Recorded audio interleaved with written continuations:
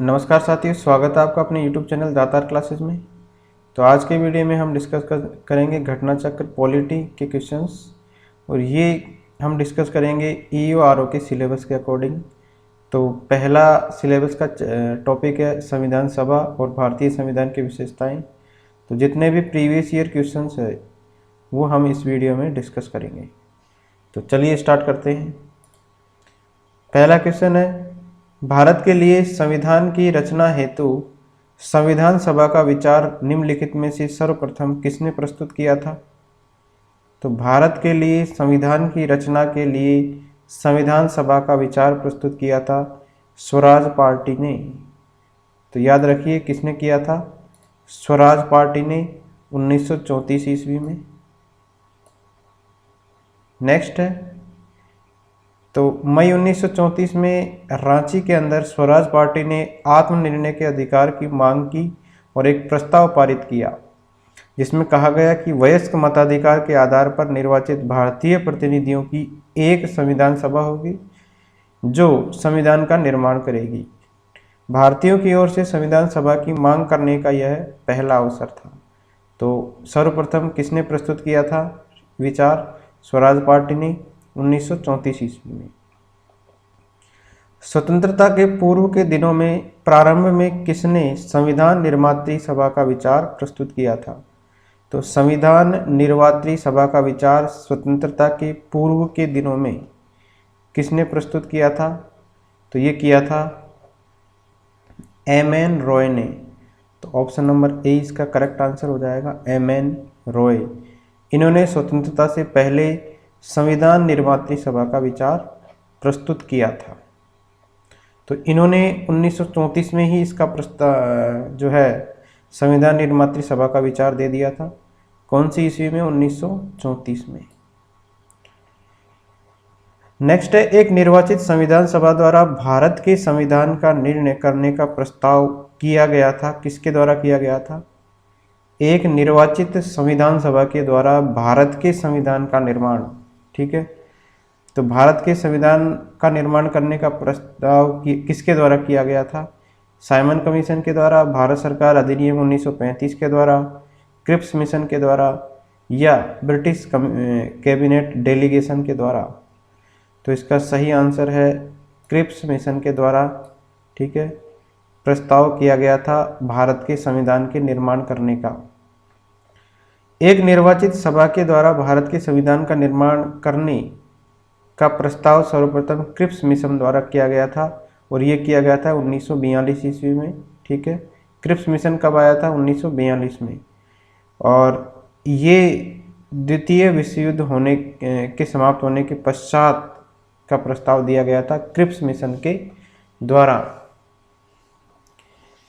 अगला है, cabinet mission योजना के अंतर्गत संविधान निर्मात्री परिषद में प्रत्येक प्रांत को आवंटित सदस्य संख्या निर्धारित करने के लिए एक प्रतिनिधि कितनी जनसंख्या के अनुपात में था? ठीक है, तो क्वेश्चन पढ़ लीजिए ध्यान से। कैबिनेट मिशन योजना के अंतर्गत संविधान निर्मात्री परिषद, इसके अंदर प्रत्येक प्रांत को आवंटित सदस्य संख्या, ठीक है, कि एक राज्य को कितने सदस्य आवंटित करने हैं उसका निर्धारण करने के लिए एक प्रतिनिधि कितनी जनसंख्या के अनुपात में था। तो मतलब एक प्रतिनिधि के नीचे जो है कितनी जनसंख्या थी उस टाइम? तो ये थे 10 लाख व्यक्ति। कैबिनेट मिशन वर्ष 1946 में भारत आया था। कब आया था? 1946 में। मिशन ने अपनी रिपोर्ट में संविधान सभा के गठन का एक सूत्र प्रस्तुत किया था जिसके आधार पर संविधान सभा निर्वाचित होनी थी और प्रांतों का प्रतिनिधित्व जनसंख्या के आधार पर होना था। इसके तहत मोटे तौर पर प्रति 10 लाख व्यक्तियों के ऊपर एक प्रतिनिधि के निर्वाचन की व्यवस्था प्रस्तावित थी। तो 10 लाख व्यक्तियों पर एक व्यक्ति होगा। ठीक है, इसकी व्यवस्था प्रस्तावित थी कैबिनेट मिशन के द्वारा। नेक्स्ट है, इन व्यक्तियों में से कौन कैबिनेट मिशन का सदस्य नहीं था? कैबिनेट मिशन का सदस्य कौन नहीं था इनमें से? आपके ऑप्शन है William Wood, Pethick Lawrence, Stafford Cripps और A.B. अलेक्जेंडर। तो कैबिनेट मिशन के सदस्य थे पैथिक लॉरेंस, स्टैफोर्ड क्रिप्स और ए.बी. अलेक्जेंडर। विलियम वुड इसका सदस्य नहीं था, तो ऑप्शन नंबर ए इसका सही आंसर हो जाएगा। कैबिनेट मिशन आया था मार्च 1946 में, और इस मिशन के सदस्य थे कौन कौन? स्टैफोर्ड क्रिप्स अध्यक्ष थे ये, और पैथिक लॉरेंस भारत सचिव, और ए.बी. अलेक्जेंडर नौसेना मंत्री थे। तो 3 सदस्य थे, 3 लोगों का ये मिशन था। स्टैफोर्ड क्रिप्स, पैथिक लॉरेंस और ए.बी. अलेक्जेंडर, तीनों के नाम याद रखिए। अगला है भारतीय संविधान सभा का गठन किया गया था। तो ऑप्शन है भारत सरकार अधिनियम 1935 के अंतर्गत, क्रिप्स योजना 1942 के अंतर्गत, कैबिनेट मिशन 1946 के अंतर्गत, और भारतीय स्वतंत्रता अधिनियम 1947 के अंतर्गत। तो कैबिनेट मिशन योजना 1946 के अंतर्गत जो है भारतीय संविधान सभा का जो है गठन किया गया था। नेक्स्ट है 1946 में निर्मित अंतरिम सरकार ने कार्यपालिका परिषद के उप सभापति कौन थे? तो अंतरिम सरकार के अंदर कार्यपालिका परिषद के उप सभापति का नाम बताना है कौन थे, और ये बनी थी 1946 में। तो इसके सभापति थे जवाहरलाल नेहरू।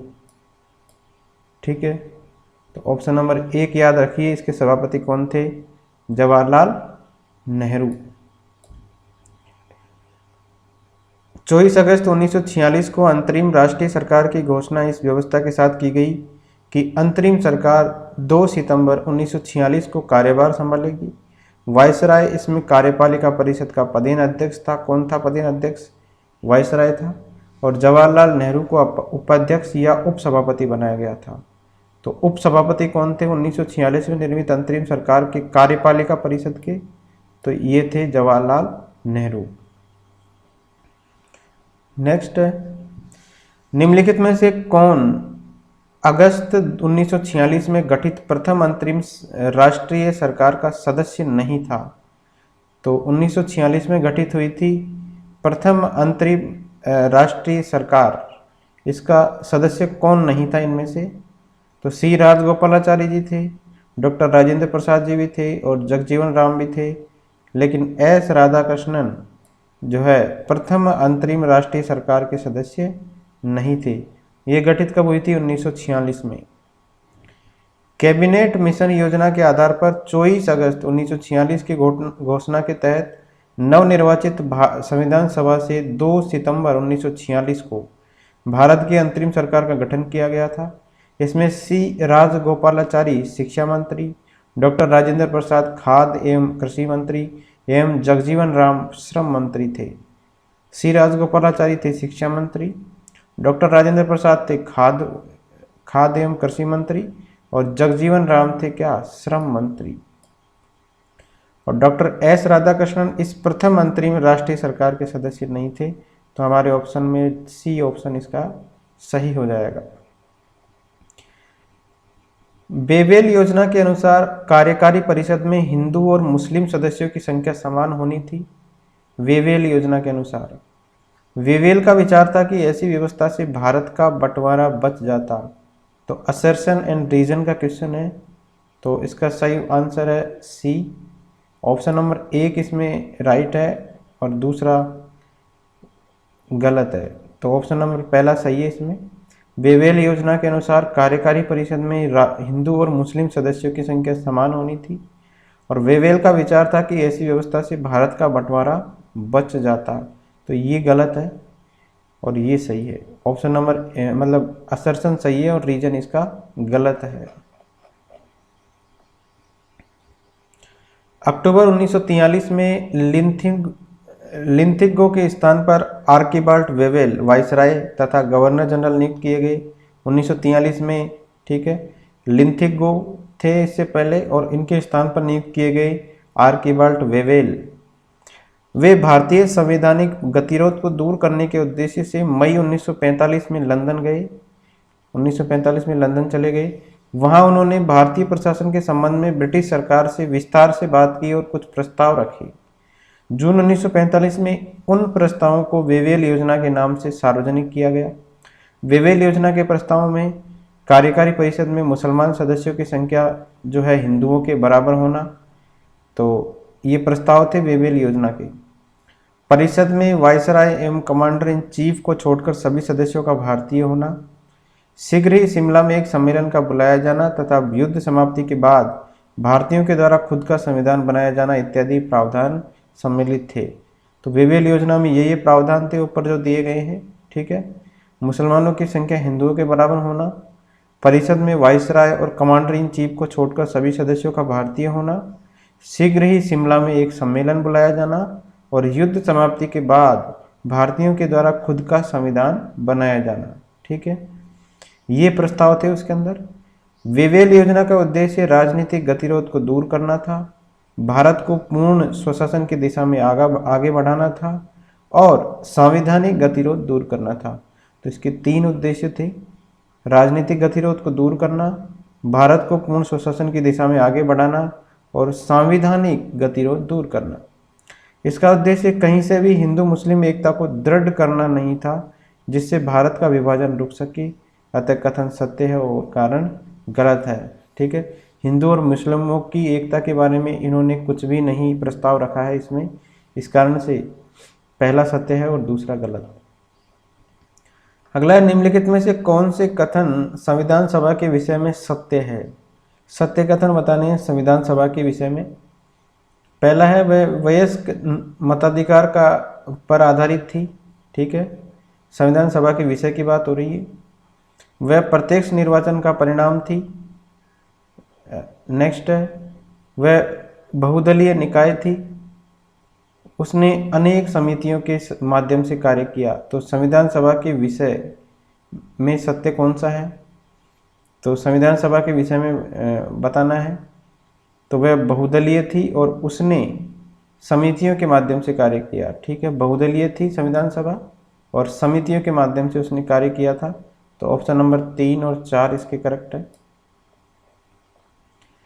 संविधान सभा के गठन के लिए राज्यों की विधानसभाओं का उपयोग निर्वाचक मंडल के रूप में किया गया, ठीक है। निर्वाचक मंडल के रूप में राज्य की विधानसभा का उपयोग किया गया था। अतः संविधान सभा अप्रत्यक्ष निर्वाचन का परिणाम थी, ठीक है। संविधान सभा अप्रत्यक्ष परिणाम का निर्वाचन का परिणाम कैसे थी? क्योंकि डायरेक्टली जो है गठन नहीं किया गया था, राज्य की विधानसभा का उपयोग किया गया था, ठीक है, निर्वाचक मंडल के रूप में। इसका निर्वाचन वयस्क मताधिकार पर आधारित नहीं था।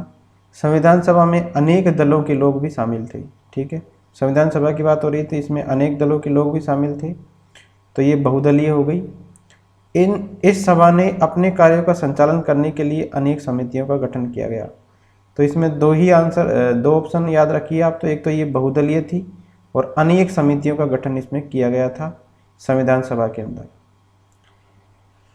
भारतीय संविधान सभा के संबंध में कौन से कथन सही है? संविधान सभा के बारे में बताना है कौन से कथन सही है।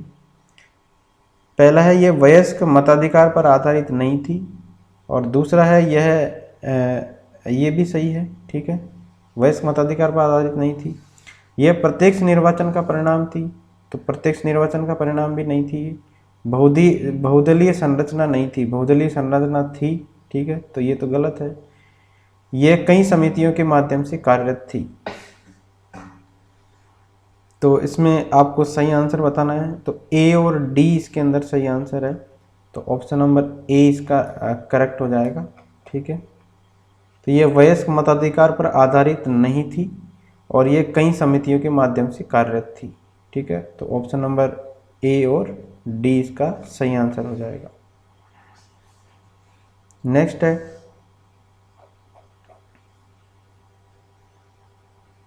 निम्नलिखित में से संविधान सभा के बारे में गलत कथन बताना है कौन सा है। इसने बड़ी संख्या में समितियों की मदद से काम किया, उनमें से प्रारूप समिति सबसे प्रमुख थी, ठीक है। संविधान सभा के बारे में बताना है गलत कथन। तो इसने बड़ी संख्या में समितियों की मदद से काम किया था, सही है, और उनमें प्रारूप समिति जो है सबसे प्रमुख थी, महत्वपूर्ण थी। अल्पसंख्यक समुदाय जैसे ईसाई हुए, एंग्लो इंडियन हुए और पारसियों को सभी में पर्याप्त प्रतिनिधित्व दिया गया था, ये भी सही है, ठीक है। इसका निर्वाचन सार्वभौम वयस्क मताधिकार के आधार पर किया गया था, तो ये गलत है।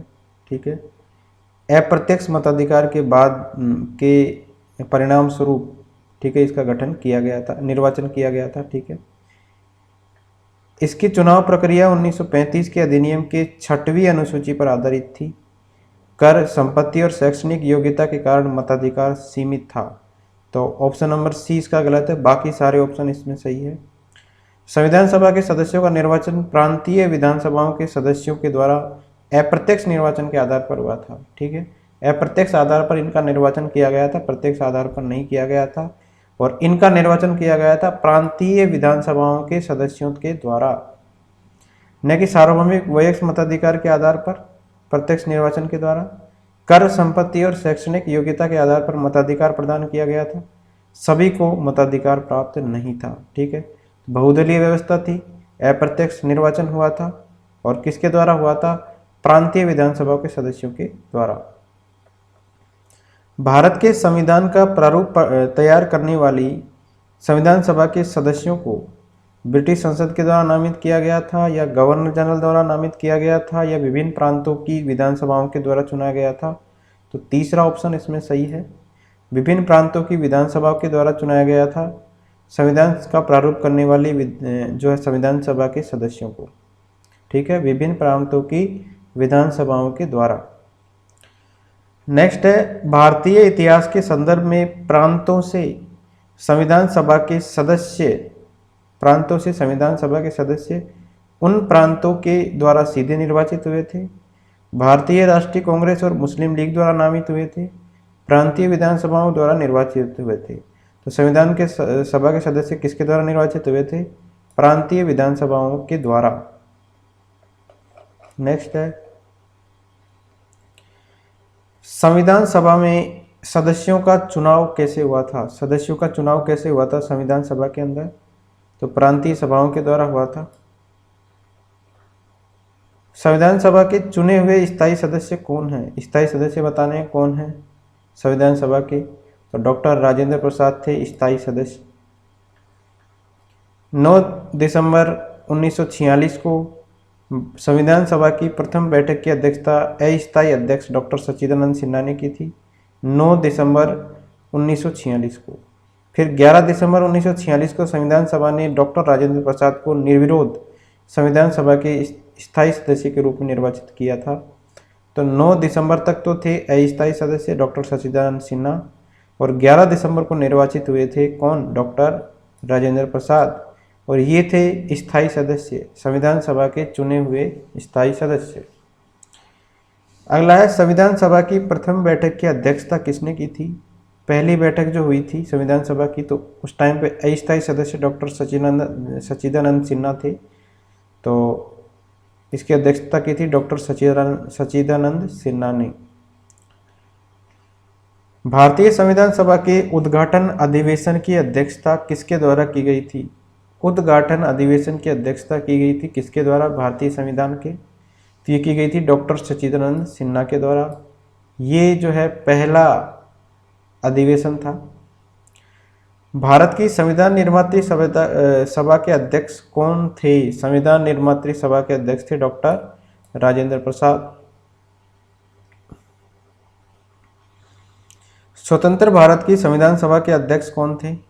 स्वतंत्र भारत, ठीक है, 1947 के बाद, 15 अगस्त 1947 के बाद कौन थे? तो ये थे डॉक्टर राजेंद्र प्रसाद। संविधान सभा के प्रथम मनोनीत उपसभापति कौन थे? प्रथम मनोनीत उपसभापति का नाम बताना है। ये थे फ्रैंक एंथनी। तो ऑप्शन नंबर डी इसका सही आंसर है। संविधान सभा के प्रथम अस्थायी उपसभापति या अध्यक्ष फ्रैंक एंथनी ने थे, जिन्हें 9 दिसंबर 1946 को अस्थायी सभापति या अध्यक्ष सच्चिदानंद सिन्हा के द्वारा मनोनीत किया गया था, और एस.सी. मुखर्जी संविधान सभा के पहले स्थायी उपाध्यक्ष थे। तो दोनों नाम याद रखिए, एच.सी. मुखर्जी तो है पहले स्थायी उपाध्यक्ष, और पहले अस्थायी उपाध्यक्ष कौन है? Frank Anthony. इनको मनोनीत किया था किसने? सच्चिदानंद सिन्हा के द्वारा। भारतीय संविधान सभा की स्थापना कब की गई थी? तो भारतीय संविधान सभा की स्थापना की गई थी 9 दिसंबर 1946 को। ठीक है, कब की गई थी? 9 दिसंबर 1946 को भारतीय संविधान सभा की स्थापना की गई थी। भारतीय संविधान सभा की प्रथम बैठक कब हुई थी? तो ये 9 दिसंबर 1946 को ही हुई थी। संविधान सभा का गठन कब किया गया था? तो गठन किया गया था दिसंबर 1946 में, 9 दिसंबर 1946 में। भारत की संविधान सभा का प्रथम अधिवेशन कब शुरू हुआ था? पहला अधिवेशन कब स्टार्ट हुआ था? तो 9 दिसंबर 1946 को ही पहला अधिवेशन स्टार्ट हुआ था। नेक्स्ट है, भारतीय संविधान सभा की पहली बैठक कब हुई थी? तो सेम 9 दिसंबर 1946 को हुई थी पहली बैठक।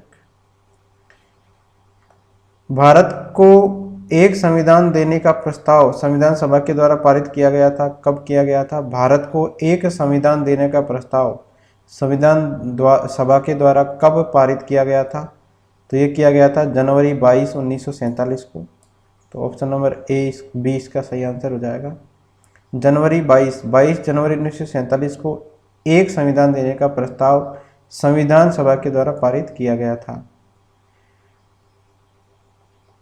उद्देश्य प्रस्ताव को 13 दिसंबर 1946 को संविधान सभा में जवाहरलाल नेहरू के द्वारा पेश किया गया था और आगे चलकर यही उद्देश्य प्रस्तावना का प्रारूप बना था।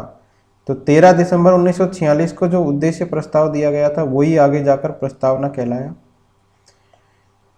संविधान सभा के सम्मुख संविधान की प्रस्तावना का प्रस्ताव किसने दिया था? तो संविधान की प्रस्तावना का प्रस्ताव देने वाले कौन थे? तो जवाहरलाल नेहरू ने दिया था प्रस्तावना का प्रस्ताव। संविधान सभा में उद्देश्य प्रस्ताव निम्न में से किस एक के द्वारा प्रस्तुत किया गया था? उद्देश्य प्रस्ताव किसने प्रस्तुत किया था? तो पंडित जवाहरलाल नेहरू ने प्रस्तुत किया था उद्देश्य प्रस्ताव। कौन भारतीय संविधान के निर्माण से संबंधित निम्नलिखित कथनों में से कौन सा सही है? भारतीय संविधान निर्माण के से संबंधित है ये कथन सारे। पंडित नेहरू के उद्देश्य प्रस्ताव का जो संविधान सभा के द्वारा स्वीकार किया गया था संविधान के निर्माण पर असर था। उद्देश्य का बहुत महत्वपूर्ण उद्देश्यों की पूर्ति करती है। इसके बाद में संविधान को भारत के लोगों ने आदेशित किया है और राज्य के मुखिया को लोग प्रत्यक्ष रूप से निर्वाचित करते हैं। तो इसमें से आपको सही आंसर सेलेक्ट करना है। तो फर्स्ट, सेकंड और थर्ड इसमें सही है, चौथा इसमें गलत है। ठीक है, 1, 2 और 3 इसका आंसर हो जाएगा। चौथा है राज्य के मुखिया को लोग प्रत्यक्ष रूप से निर्वाचित करते हैं। ठीक है, ये गलत है इसमें, बाकी तीनों सही है। संविधान को भारत के लोगों के द्वारा आदेशित किया गया था। उद्देश्य का जो है उसमें बहुत महत्वपूर्ण थी। और पंडित नेहरू जो है इनके उद्देश्य प्रस्ताव का जो संविधान सभा के द्वारा स्वीकार किया गया था संविधान के निर्माण पर असर पड़ा था। तो भारतीय संविधान के तहत राज्य के मुखिया अर्थात राष्ट्रपति का निर्वाचन लोगों के द्वारा प्रत्यक्ष रूप से नहीं बल्कि अप्रत्यक्ष रूप से जनप्रतिनिधियों के माध्यम से किया जाता है। ठीक है, तो राज्य के मुखिया यानी राष्ट्रपति, राज्य के मुखिया को ही राष्ट्रपति कहा गया और इसका निर्वाचन लोगों के द्वारा प्रत्यक्ष रूप से नहीं किया जाता बल्कि अप्रत्यक्ष रूप से जनप्रतिनिधियों मतलब संसद और विधानसभा के निर्वाचित सदस्यों के माध्यम से किया जाता है। भारतीय संविधान को बनाने के लिए भारतीय संविधान सभा के कुल कितने अधिवेशन हुए थे? भारतीय संविधान को बनाने के लिए कुल कितने अधिवेशन किए गए थे? तो 12 अधिवेशन हुए थे टोटल। तो भारतीय संविधान के निर्माण में संविधान सभा को 2 वर्ष 11 माह और 18 दिन का समय लगा था, ये हमको सबको पता है। और इस दौरान इसके कुल 11 अधिवेशन, कुल अवधि 165 दिन हुए थे। 11वें अधिवेशन के अंतिम दिन यानी 26 नवंबर 1949 को संविधान को अंगीकृत किया गया था और इन 11 अधिवेशनों के अतिरिक्त संविधान सभा पुनः 24 जनवरी 1950 को समवेत हुई थी, जबकि सदस्यों के द्वारा भारत के संविधान पर हस्ताक्षर किए गए थे। इस प्रकार निकटतम उत्तर 11 के निकटतम जो है वो है 12, तो 12 सही उत्तर हो जाएगा। भारत की संविधान सभा की अंतिम बैठक की सही तिथि को बताइए। अंतिम बैठक कब हुई थी? तो अंतिम बैठक हुई थी 24 जनवरी 1950 को। ठीक है, संविधान सभा की अंतिम बैठक कब हुई थी? 24 जनवरी 1950 को। और 26 जनवरी 1950 को हमारा संविधान जो है लागू हुआ था। अंगीकृत कब हुआ था? 26 नवंबर 1949 को। भारत के संविधान के निर्माण में संविधान सभा को कितना समय लगा? तो 2 वर्ष 11 माह 18 दिन।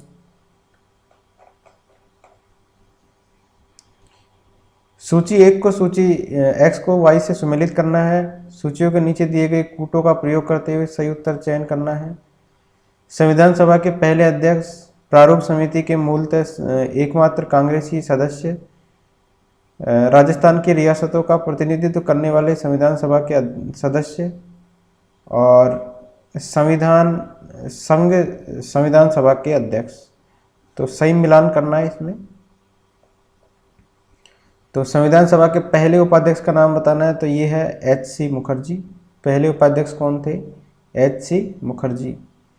इसके बाद में प्रारूप समिति के मूलतः एकमात्र कांग्रेसी सदस्य कौन थे? प्रारूप समिति के जो एकमात्र कांग्रेसी सदस्य थे वो थे K.M. मुंशी जी। राजस्थान की रियासतों का प्रतिनिधित्व करने वाले संविधान सभा के सदस्य कौन थे? तो राजस्थान की रियासतों का प्रतिनिधित्व किसने किया था? संविधान सभा के सदस्य ने। ये थे V.T. कृष्णमाचारी। और संघ संविधान समिति के अध्यक्ष कौन थे? तो ये थे पंडित जवाहरलाल नेहरू। तो चारों आंसर याद रखिए।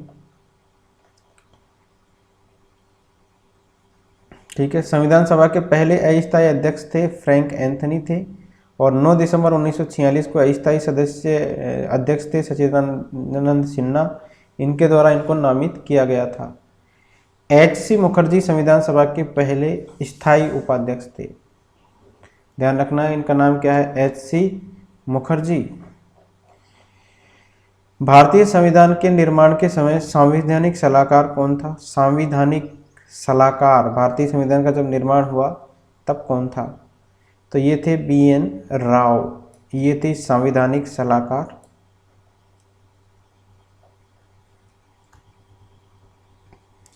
नेक्स्ट है, भारतीय संविधान का प्रथम प्रारूप किसके द्वारा तैयार किया गया था? तो प्रारूप जो पहला किया गया था सलाहकार जी के द्वारा किया गया था, B.N. राव के द्वारा। संवैधानिक सलाहकार थे। तो भारतीय सभा के जो संविधान सभा है उसके संवैधानिक सलाहकार B.N. राव, इनके द्वारा संविधान का पहला प्रारूप तैयार किया गया था, जिस पर विचार एवं परिवर्तन करके प्रारूप समिति के द्वारा संविधान सभा के समक्ष संविधान का मसौदा प्रस्तुत किया गया। B.N. राव के मूल प्रारूप में 243 अनुच्छेद है, 243 अनुच्छेद और 13 अनुसूचियाँ थी। तो B.N. राव ने जो प्रारूप प्रस्तुत किया था उसमें कितने अनुच्छेद थे? 243। और अनुसूचियाँ कितनी थी? 13। संविधान सभा में भारतीय संविधान का तृतीय वाचन कब प्रारंभ हुआ था? भारतीय संविधान के अंदर भारतीय संविधान सभा में भारतीय संविधान का तीसरा वाचन कब प्रारंभ हुआ था? तो संविधान सभा में भारतीय संविधान का तीसरा वाचन स्टार्ट हुआ था 17 नवंबर 1949 को प्रारंभ हुआ था और 26 नवंबर 1949 तक ये चला था। ठीक है, वाचन कब तक चला था? 1949 तक। स्टार्ट कब हुआ था? 17 नवंबर से लेके और समाप्त हुआ था 26 नवंबर तक। तो इसमें मैच नहीं कर रहा है आंसर। प्रारंभ कब हुआ था? इसमें 17 नवंबर आंसर ऑप्शन में होना चाहिए। भारत का संविधान पूर्ण रूप से कब तैयार हो गया था? तो 26 नवंबर 1949 को तैयार हो गया था संविधान। भारतीय संविधान की उद्देशिका में उल्लेख किया गया है कि 26 नवंबर 1949 को भारत के लोगों ने संविधान को अंगीकृत, अधिनियमित और आत्मार्पित किया है। संविधान को अपनाने, उसके पूर्ण होने, पारित होने एवं इसको अंतिम रूप देने की तारीख भी 26 नवंबर 1949 को ही माना जाता है।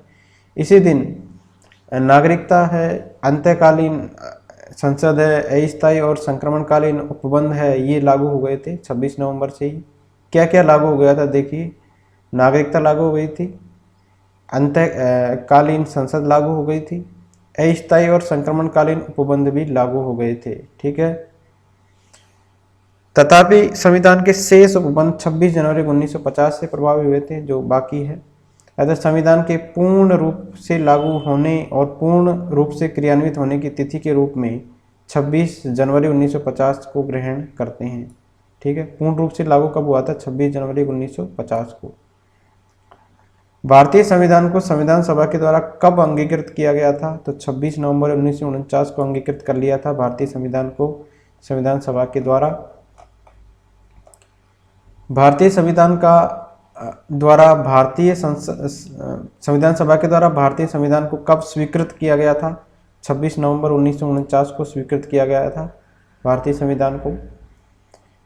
नेक्स्ट है, भारत का संविधान किस तिथि को अपनाया गया था? तो 26 नवंबर 1949 को। भारतीय संविधान लागू कब हुआ था? पूर्ण रूप से लागू हुआ था 26 जनवरी 1950 को। संविधान को 26 जनवरी के दिन लागू करने का निर्णय इसलिए किया गया था, क्यों किया गया था? क्योंकि कांग्रेस ने इस तिथि को 1930 में स्वतंत्रता दिवस के रूप में मनाया था, इसलिए 26 जनवरी को ही सेलेक्ट किया गया था लागू करने का। ठीक है, तो ऑप्शन नंबर ए इसका सही आंसर है। तो भारतीय राष्ट्रीय कांग्रेस के लाहौर अधिवेशन हुआ था दिसंबर 1929 में, पूर्ण स्वराज की घोषणा की गई थी और 26 जनवरी को स्वतंत्रता दिवस के रूप में मनाए जाने का संकल्प लिया गया था। और आज़ादी के पूर्व तक 26 जनवरी को जो है स्वतंत्रता दिवस के रूप में मनाया जाता रहा, परंतु भारत जो है 15 अगस्त 1947 को स्वतंत्र हो गया और तब से प्रत्येक वर्ष 15 अगस्त को स्वाधीनता दिवस के रूप में मनाया जाने लगा, जबकि स्वतंत्रता प्राप्ति के बाद 26 जनवरी को की तिथि को अविस्मरणीय बनाने के लिए भारतीय संविधान को पूर्णतः 26 जनवरी 1950 को लागू किया गया था और तब से प्रत्येक वर्ष 26 जनवरी को गणतंत्र दिवस के रूप में मनाया जाता है। ठीक है, ध्यान रखना है। ये स्वतंत्रता से पूर्व जो है 15 अगस्त 1947 से पूर्व अपन 26 जनवरी को ही स्वतंत्रता दिवस के रूप में मनाते थे, इसी कारण इस तिथि को निर्धारित किया गया था। भारतीय संविधान दिवस कब मनाया जाता है? तो भारतीय संविधान दिवस मनाया जाता है 26 नवंबर को। ठीक है, तो 26 नवंबर को क्या है, बनकर तैयार हो गया था। ये भारतीय संविधान 26 नवंबर 1949 को बनकर तैयार हो गया और संविधान सभा के द्वारा ये अंगीकृत हुआ और इसके कुछ प्रावधान इसी दिन लागू किए गए थे, जिसके फलस्वरूप इस दिन को संविधान दिवस के रूप में मनाया जाता है। जबकि भारतीय संविधान 26 जनवरी 1950 को पूर्ण रूप से लागू किया गया था।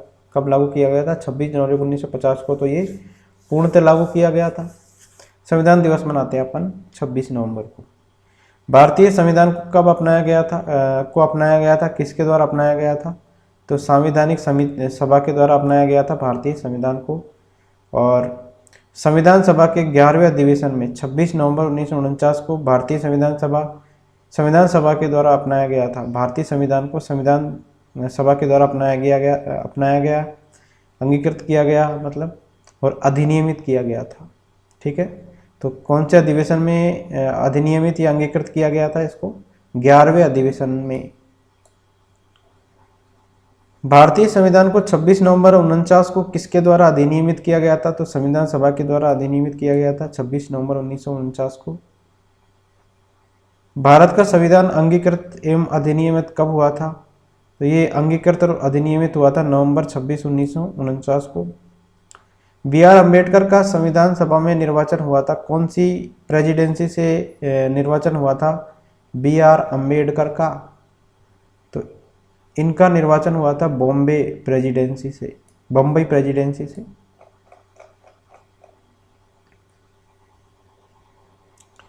वर्ष 1946 में संपन्न संविधान सभा के प्रारंभिक चुनाव में डॉक्टर भीमराव अंबेडकर अविभाजित भारत के बंगाल प्रांत के पूर्वी भाग से निर्वाचित हुए थे। बाद में यह क्षेत्र पाकिस्तान में चले जाने के कारण डॉक्टर अंबेडकर भारतीय गणराज्य के बम्बई प्रेसिडेंसी के पूना संसदीय क्षेत्र से उपचुनाव से निर्वाचित होकर भारतीय संविधान सभा में शामिल हुए। पूना सीट उनके लिए कांग्रेस के M.R. जयकर ने त्यागपत्र देकर रिक्त की थी। तो विकल्प ए में पश्चिम बंगाल है, फिर भी यह जो है सही नहीं है, क्योंकि डॉक्टर अंबेडकर पूर्वी बंगाल से प्रथमतः निर्वाचित हुए थे। तो पूर्वी बंगाल मतलब बम्बई प्रेसिडेंसी।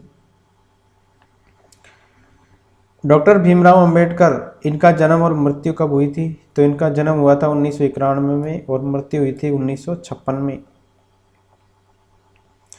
तो जन्म हुआ इनका 14 अप्रैल 1891 में महू मध्य प्रदेश में, और मृत्यु हुई 6 दिसंबर 1956 को दिल्ली में। नेक्स्ट है, निम्नलिखित कथनों पर विचार करना है। तृतीय गोलमेज सम्मेलन के विचार विमर्श की परिणति भारत सरकार अधिनियम 1935 के पारित होने के रूप में हुई, तीसरे गोलमेज सम्मेलन की। और भारत सरकार अधिनियम 1935 में ब्रिटिश भारत के सूबों और भारतीय रियासतों के एक संघ पर आधारित ऑल इंडिया फेडरेशन का गठन का उपबंध किया गया। तो इसमें दोनों सही कौन सा है ये बताना है, तो दोनों सही है इसके अंदर। तृतीय नवंबर दिसंबर 1932 में लंदन में आयोजित हुआ था ये। तीसरे और अंतिम गोलमेज सम्मेलन में कांग्रेस ने भाग नहीं लिया था। इस संबंध में भारत सरकार अधिनियम 1935 के लिए एक ठोस योजना को अंतिम रूप में पेश किया गया था, ठीक है। और इसमें ब्रिटिश भारत के सूबों और भारतीय रियासतों के एक संघ पर आधारित ऑल इंडिया फेडरेशन का गठन का प्रावधान किया गया था। तो इस तरह हमने 50 क्वेश्चन आज के वीडियो में कवर किए हैं, ठीक है। नेक्स्ट वीडियो में हम बाकी के क्वेश्चंस करेंगे। Thank you friends.